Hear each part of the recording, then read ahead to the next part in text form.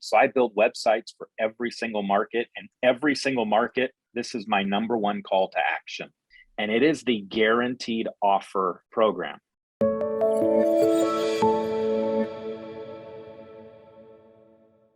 My mentor taught me this a long time ago. He's a pretty good guy named Brian Icenhower. He told me a long time ago, said, hey, when you go into that listing presentation, you should be the buyer, number one, right? Number one, always be the buyer, be the one who could buy that house, right? And so you can buy the house or you can list the house and give them some options. So I've always been an investor myself, and probably everybody, all of our coaches are investors. I think most of our clients are investors, right? So we need to be teaching our clients that every time we go on to a listing appointment, we should be able to buy that house. I know you can buy it. We all have money. We can pull our money together. We've got hard money loans that we can do it. You should know a lot of investors that could pay cash for it, or you can buy it yourself with your own cash. There's a lot of ways to buy that property. But now OfferPad has came into the mix a little bit. And if you refer an offer to them, where they got really deep pockets, they're going to give you a 3% commission on the offer that they give those people, right? So you can make a commission off it and you get a happy client. I want to have Rick explain a little bit about what he's doing, because he's doing this at a pretty high level. And what we want to cover today is how this is marketed to our clients. We want to cover, what do we call it? Do we call it a guaranteed sale? Or do we call it a guaranteed offer program? How do we market this to our clients? Then we want to know our disclaimers, right? Because I don't want to get anybody in trouble. Last thing I want to do is say, guaranteed your home sold in 30 days or I'll buy it. And then they get mad at the real estate coach. That would be bad, right? So we want to make sure that they got the proper disclaimers. I want Rick to talk a little bit about that too. And then we need to come up with some scripts. Number one, some scripts on how we present this at the listing presentation table, the kitchen table, or whatever that might be.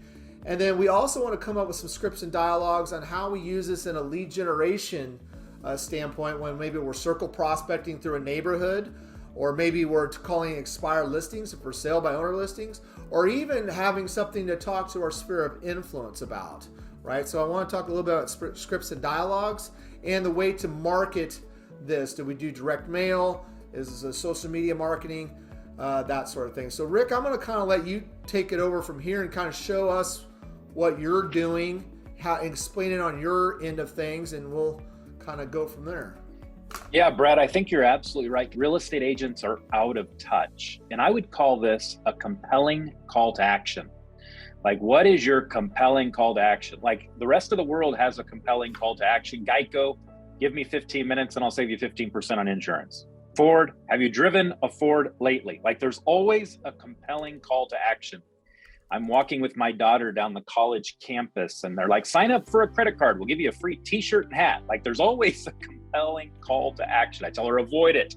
What about us as in the real estate community? Real estate agents are still marketing, call me today for a home value report. Can you believe how crazy this is in 2022 when they can type their address in and get a value report instantly from Redfin, Realtor.com, and Zillow? Like, it's just absolutely crazy that we still think that's a value proposition. Or the one that I think is the most hilarious, call me today for a list of properties available for sale. Like, somehow we're the gatekeeper. We've got it all under lock and key. Like, those are not compelling call to action. And if we're going to compete with the OfferPads, if you're going to compete with a Purple Brick, if you're going to compete with Redfin, if you're going to compete with Open Door, who just opened their doors literally in the San Francisco Bay Area, my market, if you're going to compete with them, you've got to have a really, really good, compelling call to action. And I really think you got to tone down the shock factor of the instant offer. And by you having your own compelling call to action, you can do that. Now, I don't think guaranteed offer is the only way to do this. We have multiple calls to action that we think are compelling. We have a like it or list it program. If you don't like the home, we'll list it again for free. We have another program. We have several other programs available that we use. You've often heard others say, if we don't sell it, we'll buy it. But my favorite one is what Brad's talking about, and it is the guaranteed offer program. Now, if you go to guaranteedofferprogram.com, you'll see how I do it. how I lead with this on our website. I lead with this on billboards. I lead with this on postcards that we send out. It is our compelling call to action. We rolled this out 3 years ago because I knew I would have to compete with iBuyers in a market. And I really wanted to get there before anyone else. I wanted to get there and find a solution. When we first rolled out Guaranteed Offer Program, and you can again go there at guaranteedofferprogram.com and you can see how we do it. When we first rolled it out, there wasn't an OfferPad or a Zavi available. And those are two companies, if you haven't looked into them, you should look into them. But I don't know that they're the best option, but they are an option. And, you know, I talked to Brian Icenhower the other day about this. He's like, maybe it's a Zavi or an OfferPad is a good option B or an option C. What OfferPad does is exactly what Brad said. You you have a listing and you submit that. They give you a 3% referral fee and they'll give you an instant offer on that property. And they actually have a platform, OfferPads/agent or agents, and you can look and see how all that works. Zavi is like a widget you can put on your website and embed iBuyer for your local real estate broker. So if you're working with indie brokers and they don't have this concept, a Zavi can actually provide the widget that they could put on the website so that you can actually compete with iBuyers. I personally believe that the future of real estate is teams and technology. And it's not teams or technology, it's teams and technology. And if we're not advancing technologies that are consumer friendly, we're going to be left out. And so it will be teams and technology in the future. And a big part of that technology is iBuyer. You say, well, Rick, Zillow just got it all wrong. Yeah, a lot of people stumble before they get the flight to work, before they get the airplane. You know, a lot of people crash. There's a lot of light bulbs that didn't work before Thomas Edison got the first one to light up. And I think that the future is going to have a component of iBuyers and brokers that get ahead of it, will tone down the Open Doors and the Purple Bricks and the Redfins and the Farahs and the various companies that are coming out launching these types of iBuyer programs, trying to save your real estate commission to the seller.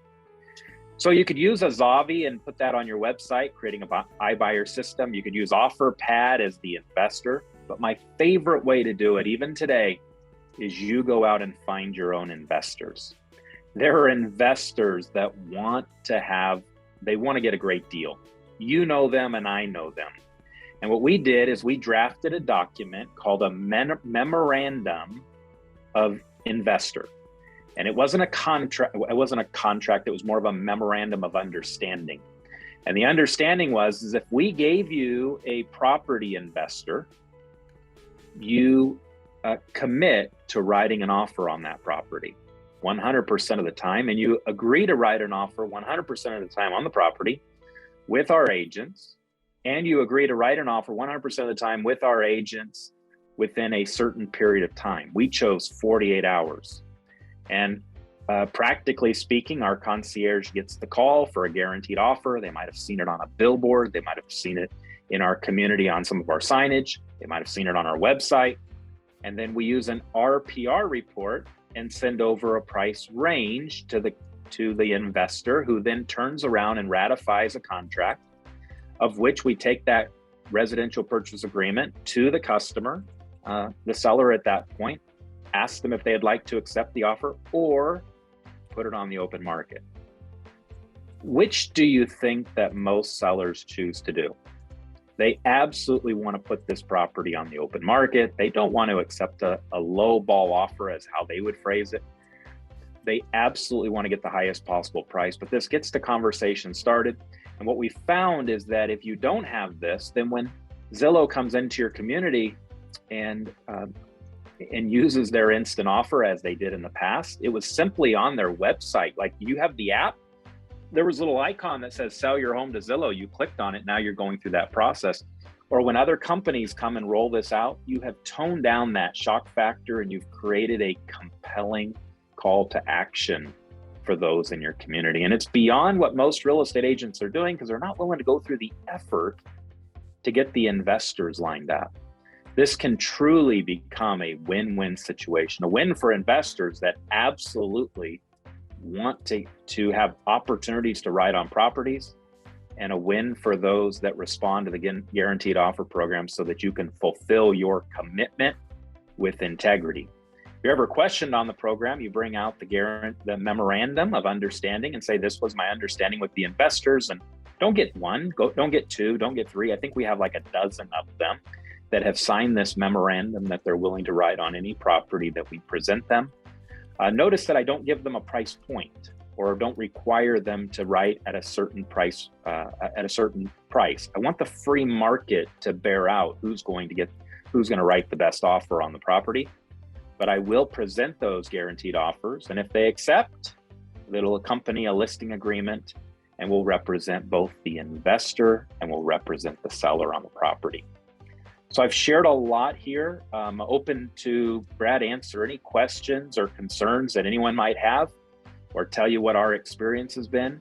I have found that this is one of the things that allow you to stand out from your competition and to be different in the marketplace. And in a world of real estate right now where the consumer thinks whatever brand you're working for, whether it's a red brand or a blue brand or a gold brand, they all kind of think they're the same. And so when you can do something that creates a compelling call to action, like, it'll set you apart from your competitors. I agree. 100%. John, I see you hit it right on the head too. I mean, I think that we, as coaches, we got to get our clients thinking that way, right? We've got them you see them in Facebook groups and there's articles and stuff. We as coaches have got to get that out of their head immediately. Like, we got to get them thinking like a business person. How do you beat the competition? What value do you actually bring to the table? So I love that. One of the things I know that Brian wanted me to ask you was, do you have a disclaimer on your marketing pieces? Is there anything that we should be putting on there if we're going to send out a postcard, a direct mail card, or maybe on our website or that sort of thing? Well, we do. We drive them all to guaranteedofferprogram.com. It's the main call to action on our website. And we build websites because we're throughout the San Francisco Bay Area and Sacramento County. So I build websites for every single market, and every single market, this is my number one call to action.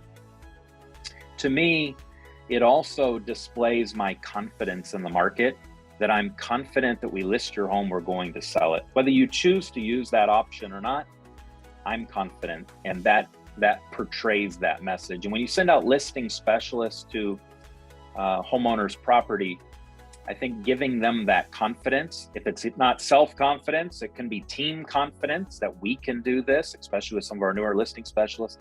This is one of the ways that we help embed that confidence.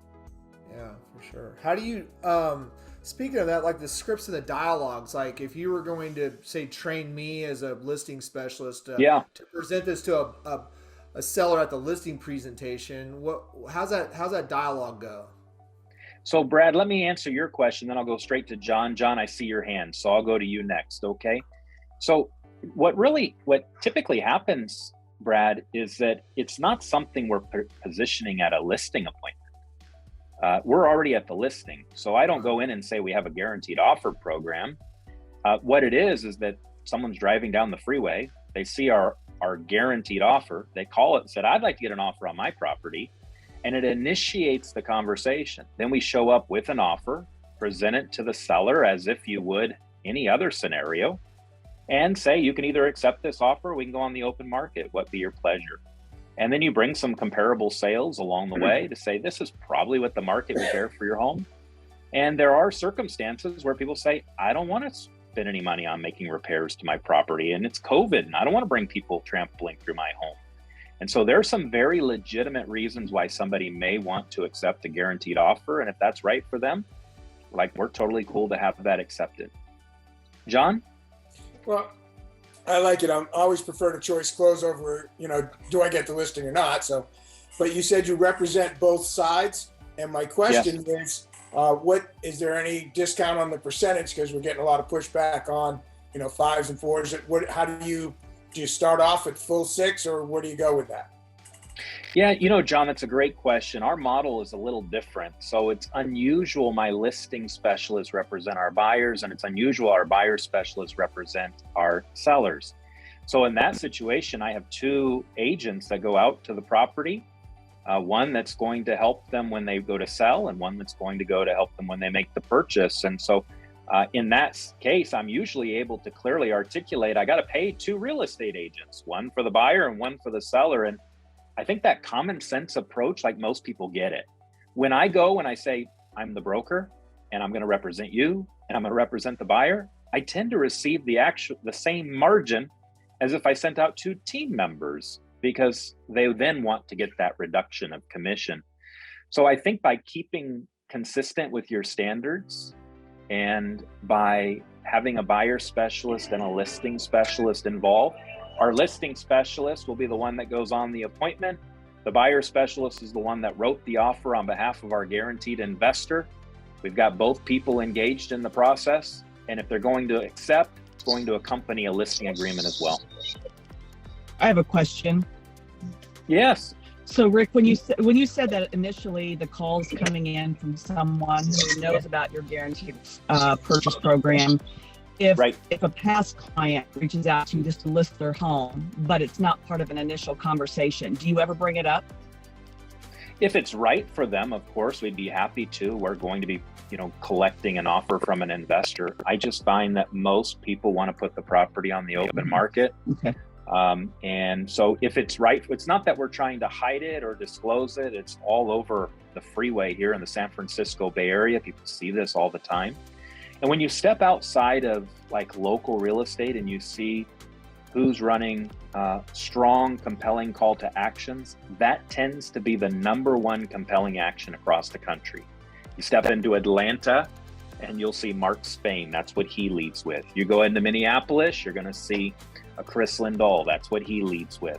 Like this compelling call to action, when you see those that are trying to really send out a simple, concise message, that's what they're using.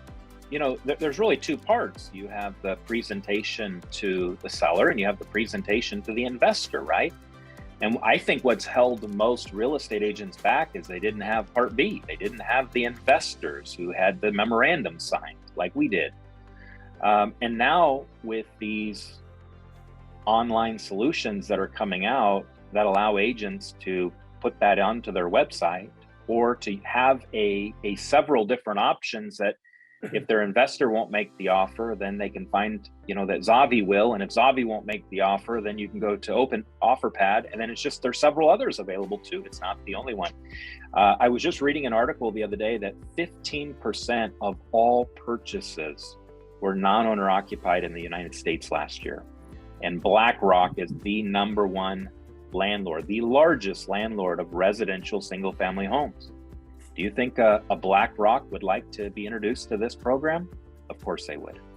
Hey, Rick, I know people are going to ask, hey, where do I find these investors? Yeah, it's a great question. Do you have a real estate team, by the way, or are you working independently? I'm working on a team, so yeah. Okay.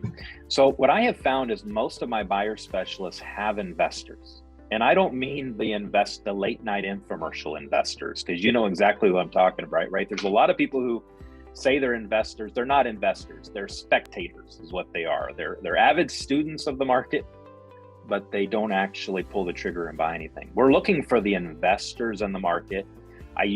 When we went out to get our memorandum of understanding with these investors, we went to our buyer specialist and said, who do you know? Then I called them and I said, listen, we have this offer and it costs you nothing and you'll be able to make offers on properties. Would you like to participate? And they always said, what's the catch? No catch. You buy a property, we want to help you list it and we'll find a new buyer. Or if you're going to rent it, we'll send you over to a property manager if we don't offer that service. There's no catch to it whatsoever, but we did want to operate with full integrity. I do not color in the gray area.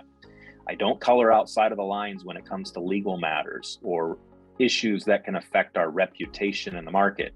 So by having a dozen investors that have signed a memorandum gives me the confidence that I've done my due diligence to ensure that I'm not putting something out in the market that is fraudulent or mistaken or is misleading in any way. I hope I answered your question, by the way. Yeah, that's great.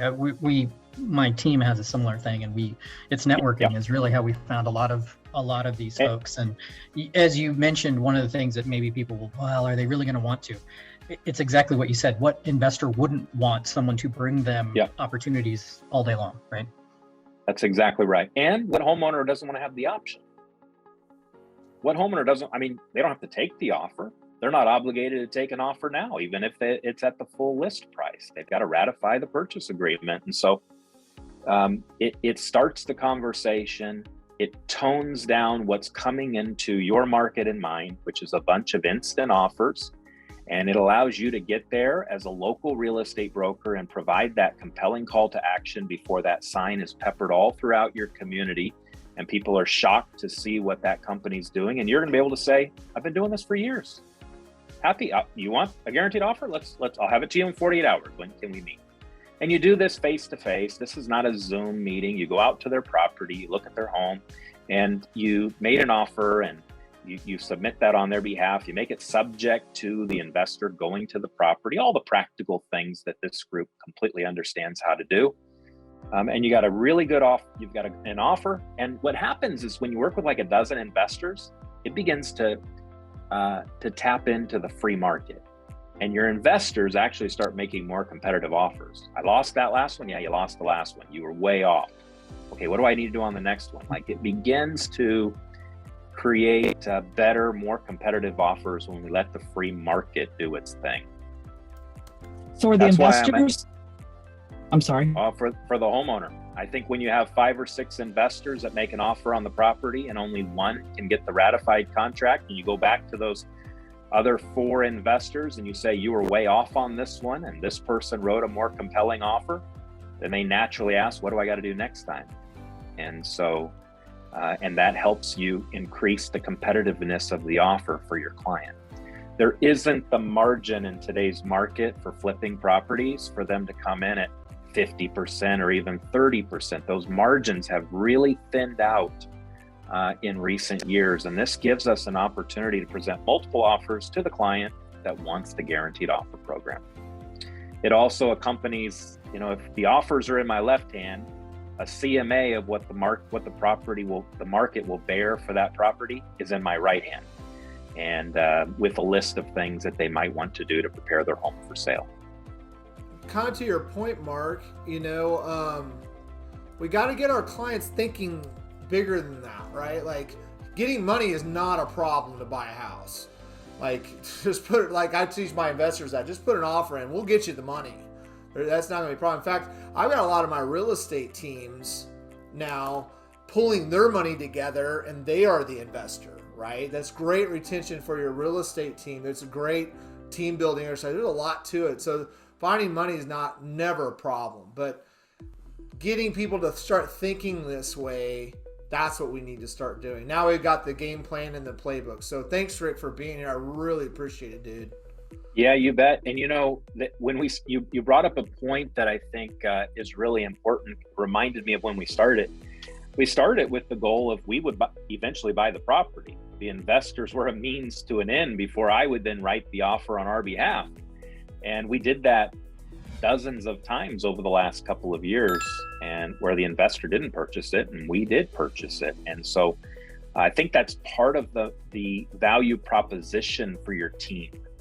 Like, you want to get into the real estate business, you want to work with a team because you also want to own your own product. And we can help you do that. Nobody has a better opportunity to buy product than real estate agents that goes through your desk before it goes on the open market.